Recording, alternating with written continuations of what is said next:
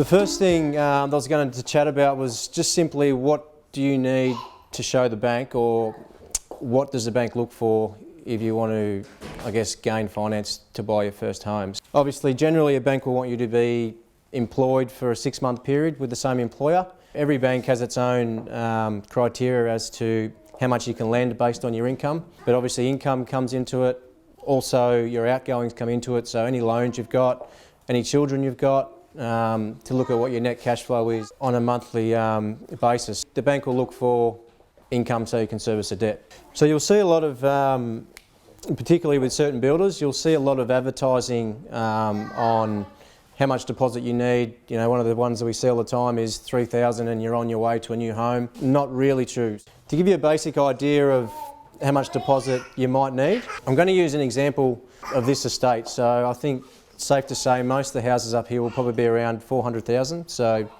just under 200 for land and maybe 200 for a build. This formula will ring true pretty much wherever you go. All the banks have very similar criteria. No matter what the purchase price is, you could substitute this formula in to give you an idea of how much you would need to contribute. So let's say you bought a block of land for 180,000. Let's say you bought a house, or you had a build contract for 220. Your total purchase price is 400,000. On top of that, you're going to need your government costs. So government costs have come down a lot in the last 3 months after July. There's big savings at the moment for first homeowners. So stamp duty has come down around about 40% if you're a first homeowner. But the general rule of thumb we use is 5% of the land price is what your government costs will be, as well as you'll need to get yourself a conveyancer to do your land transfer. You might have some bank fees of $600 to $1,000 depending on the bank. So we'll always use 5% of the land price. So if we add to our total required 5% of the land price, which is $9,000, we've got our purchase price plus our legals and government costs of $409,000. What we do here, once we've worked out how much we need in total, we start to minus how much we have available from the bank and from the government.